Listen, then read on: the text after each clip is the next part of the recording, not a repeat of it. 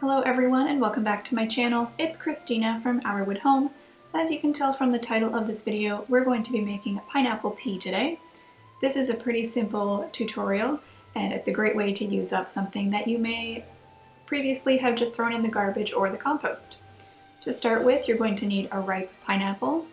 Make sure you give that a good wash and let it dry before you start cutting into that because we are going to be using the skins. There's lots of ways to cut a pineapple, but I find it easiest to just cut off the top and the bottom, and then try to shave off the skin as thinly as possible. It's okay if you do get a fair bit of the fruit coming off with the skin because we're going to be using it and it's not going to go to waste. Sometimes pineapples have a fair bit of browning on the fruit part from where those little spiny pieces were going in. If you don't want to eat that, you can continue shaving your pineapple down and removing those pieces and putting it in your pot to make the tea with.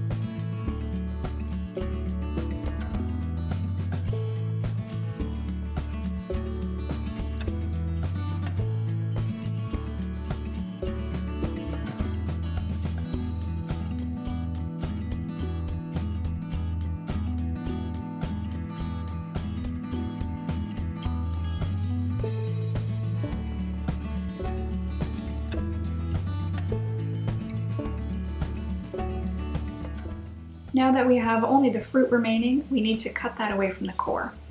I suppose you could eat the core if you wanted to, but I don't find it very appetizing. It's pretty woody and hard to eat. Again, there's a few ways to go about this. If you have a pineapple coring tool, you can use that. I don't have that, so what I do is just try to cut the pineapple away from the core in a long strip, as you can see here. I'm cutting off any extra pieces that maybe don't look as appetizing to eat just as pineapple, and then cutting the remaining fruit into chunks to eat later. I actually ended up drying a fair bit of this and having that as a nice, sweet, chewy snack later instead of having it fresh.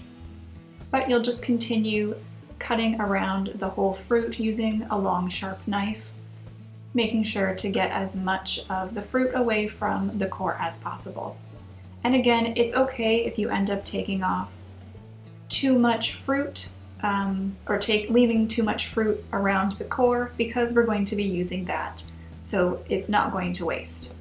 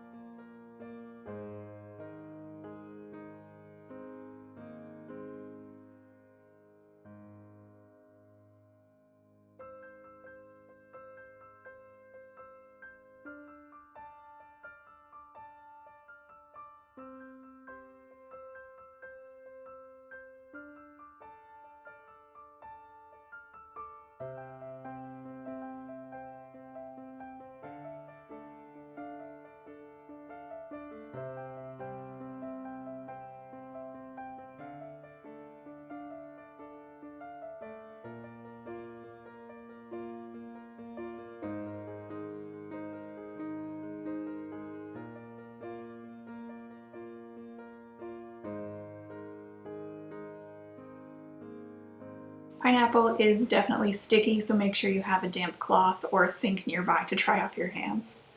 Once you have all the fruit prepared and all the skin and core prepared, you can fill your pot with water. There's no right amount here, it's just however much you need to fill the pot and fully submerge the skin and core. Then you're going to put this full pot on the stove and turn it on to high heat. We want this to come to a full, hard, rolling boil, and that could take a few minutes depending on the size of your pot and the type of stove that you have. But we want it to come to a very hard boil, not just a gentle boil. If your pot is quite full, I suggest staying close by while it's coming up to a boil to make sure it doesn't overflow and cause a big mess. I've included some clips of the mixture in various stages of boiling so that you can see what I mean by a nice hard boil. This is nothing. I've just turned the stove on, so nothing is happening yet. Here is the water starting to come to a boil. We can see some nice bubbles, but it's not as hard and strong as we would like. And now we're seeing a good hard boil. A lot of bubbles coming up, a lot of steam. If you have any pieces of fruit that are floating above the surface, you can just try to push those down with a spoon or add a bit more water if necessary. This is not the full boil, so again, keep watching it and let it get to a nice strong boil. And you'll see what that looks like in the next clip.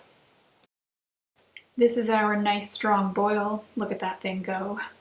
Some of the fruit may want to float up during that time, and that's okay. Just try to push it down if you're able to do so safely. This is going to stay boiling for about 10 minutes.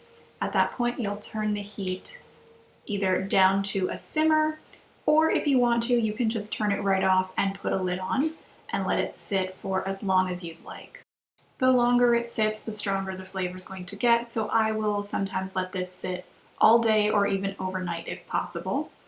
Once it has been resting and it's cool and it's safe to pour, you're going to use a colander or sieve or something like that, and a container that's big enough to hold all this liquid. I usually do my glass mixing bowl, but it was being used for something else, so I had to make do with this large glass measuring cup. Didn't work out quite as well as I had hoped, but it was okay.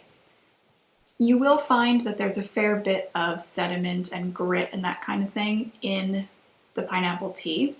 So if you wanted to use a cheesecloth or a tea towel or something like that to line inside your colander, that would definitely help filter it out. I'm using a slotted spoon and lifting the pieces of the pineapple into the colander just to let that drip out. It probably would have been easier just to pour it all in, but I knew it was going to spill and make a big mess if I did that, so I went a slow route. And I did end up using a different bowl because the one I was using originally was just way too small.